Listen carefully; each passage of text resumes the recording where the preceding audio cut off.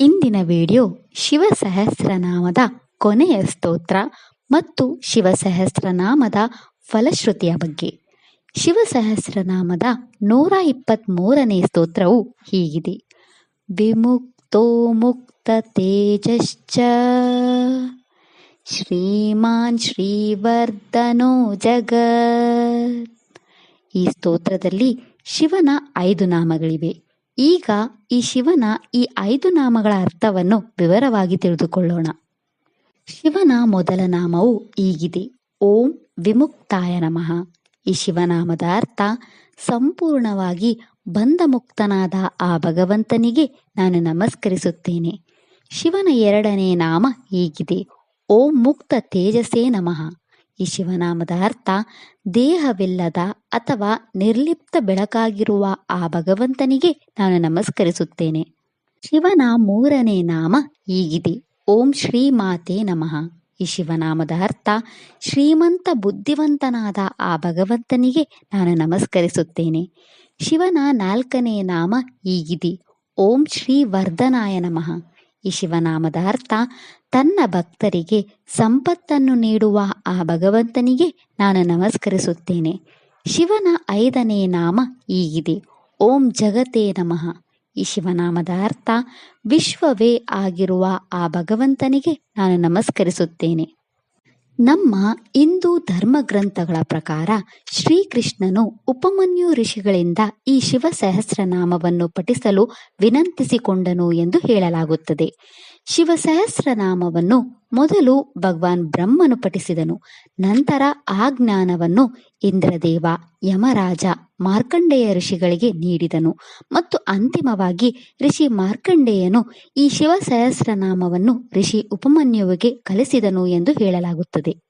ಋಷಿ ಉಪಮನ್ಯುರಿಂದ ಶಿವಸಹಸ್ರನಾಮವನ್ನು ಕೇಳಿದ ನಂತರ ಶ್ರೀಕೃಷ್ಣನು ದ್ವಾರಕೆಯ ಜನರಿಗೆ ಶಿವನ ಈ 1000 ನಾಮಗಳನ್ನು ಪಠಿಸುವ ಮೂಲಕ ಶಿವಪೂಜೆಯನ್ನು ಮಾಡಲು ಹೇಳಿದನು ಎಂದು ಹೇಳಲಾಗುತ್ತದೆ. ಶಿವಸಹಸ್ರನಾಮದ ಫಲಶ್ರುತಿಯ ಪ್ರಕಾರ ಶಿವನ ಈ 1000 ನಾಮಗಳನ್ನು ಜಪಿಸುವುದು ದೈವಿಕ ಶಕ್ತಿಯೊಂದಿಗೆ ಸಂಪರ್ಕ ಸಾಧಿಸಲು ಮತ್ತು ಶಿವನಿಂದ ಆಶೀರ್ವಾದ ಪಡೆಯಲು ನೇರ ಮಾರ್ಗವಾಗಿದೆ. ಶಿವಸಹಸ್ರನಾಮವನ್ನು ಪಠಿಸುವುದು ಅಥವಾ ಕೇಳುವುದು ಅತ್ಯಂತ ಶುಭ ಮತ್ತು ಆಧ್ಯಾತ್ಮಿಕವಾಗಿ ಉನ್ನತಿದಾಯಕವೆಂದು ಪರಿಗಣಿಸಲಾಗಿದೆ. ಶಿವನ ಪ್ರತಿಯೊಂದು ಹೆಸರನ್ನು ಪಠಿಸುವಾಗ ಅದರ ಅರ್ಥವನ್ನು ಅರ್ಥ ಮಾಡಿಕೊಳ್ಳುವುದು ಪ್ರಯೋಜನಗಳನ್ನು ಹೆಚ್ಚಿಸುತ್ತದೆ ಮತ್ತು ಆಳವಾದ ಆಧ್ಯಾತ್ಮಿಕ ಒಳನೋಟವನ್ನು ನೀಡುತ್ತದೆ. ಶಿವನ ಈ ಪವಿತ್ರ 1000 ನಾಮಗಳನ್ನು ಜಪಿಸುವುದರಿಂದ ಅಥವಾ ಕೇಳುವುದರಿಂದ ಆಧ್ಯಾತ್ಮಿಕ ಮತ್ತು ಭೌತಿಕ 2 ರೀತಿಯ ಅಪಾರ ಆಶೀರ್ವಾದಗಳನ್ನು ಶಿವಸಹಸ್ರನಾಮ ಫಲಶ್ರುತಿಯು ವಿವರಿಸುತ್ತದೆ. ಶಿವಸಹಸ್ರನಾಮವು ಭಾವನಾತ್ಮಕ ಚಿಕಿತ್ಸೆ, ಮಾನಸಿಕ ಸ್ಪಷ್ಟತೆ, ನಕಾರಾತ್ಮಕ ಶಕ್ತಿಗಳಿಂದ ರಕ್ಷಣೆ, ಆಧ್ಯಾತ್ಮಿಕ ವಿಮೋಚನೆ ಮತ್ತು ಸಮೃದ್ಧಿಗೆ ಸಹಾಯ ಮಾಡುತ್ತದೆ. ಶಿವನ ಈ 1000 ನಾಮಗಳ ಜಪವು ಆಧ್ಯಾತ್ಮಿಕ ಜಾಗೃತಿಯನ್ನು ಜಾಗೃತಗೊಳಿಸುತ್ತದೆ, ದೈವಿಕ ಆಶೀರ್ವಾದಗಳನ್ನು ನೀಡುತ್ತದೆ ಮತ್ತು ಅಂತಿಮವಾಗಿ ನಮ್ಮನ್ನು ಮುಕ್ತಿ ಅಥವಾ ಮೋಕ್ಷಕ್ಕೆ ಕರೆದೊಯ್ಯುತ್ತದೆ. ಶಿವಸಹಸ್ರನಾಮವನ್ನು ಪಠಿಸುವ ಭಕ್ತರು ಜಪದ ಪವಿತ್ರ ಕಂಪನಗಳ ಮೂಲಕ ಕಡಿಮೆ ಒತ್ತಡ, ವರ್ಧಿತ ಮಾನಸಿಕ ಸ್ಪಷ್ಟತೆ ಮತ್ತು ಭಾವನಾತ್ಮಕ ಗುಣಪಡಿಸುವಿಕೆಯನ್ನು ಅನುಭವಿಸುತ್ತಾರೆ. ಶಿವಸಹಸ್ರನಾಮವನ್ನು ಪಠಿಸುವುದರಿಂದ ಅಸುರರು, ಯಕ್ಷರು, ದುಷ್ಟಶಕ್ತಿಗಳು, ರಾಕ್ಷಸರು ಮತ್ತು ಸರ್ಪಗಳಂತಹ ದುಷ್ಟಶಕ್ತಿಗಳಿಂದ ರಕ್ಷಣೆ ದೊರೆಯುತ್ತದೆ. ಇದು ಆರೋಗ್ಯ, ದೀರ್ಘ ಆಯುಷ್ಯ ಮತ್ತು ಸಮೃದ್ಧಿಯನ್ನು ಸಹ ನೀಡುತ್ತದೆ. ಶಿವನ ನಾಮಗಳ ಶಕ್ತಿಯು ಅಪಾರ ಮನಸ್ಸಿನ ಶಾಂತಿ ಮತ್ತು ಜೀವನದಲ್ಲಿ ಯಾವುದೇ ಸವಾಲುಗಳು ಅಥವಾ ಕ್ಲೇಶಗಳನ್ನು ಎದುರಿಸಲು ಧೈರ್ಯವನ್ನು ತರುತ್ತದೆ. ಇದು ಸಾಂಖ್ಯಯೋಗದ ಜ್ಞಾನವನ್ನು ನೀಡುತ್ತದೆ ಮತ್ತು ಶಿವನ ದೈವಿಕ ಉಪಸ್ಥಿತಿಯೊಂದಿಗೆ ಸಂಪರ್ಕವನ್ನು ಸ್ಥಾಪಿಸುತ್ತದೆ. ಭಗವಂತ ವಿಷ್ಣುವು ಪರಮ ಶಿವಲಿಂಗದ ಮೇಲೆ ಕಮಲದ ಹೂವುಗಳನ್ನು ಇಟ್ಟು ಶಿವಸಹಸ್ರನಾಮಗಳನ್ನು ಪಠಿಸುತ್ತಿದ್ದನೆಂದು ಹೇಳಲಾಗುತ್ತದೆ.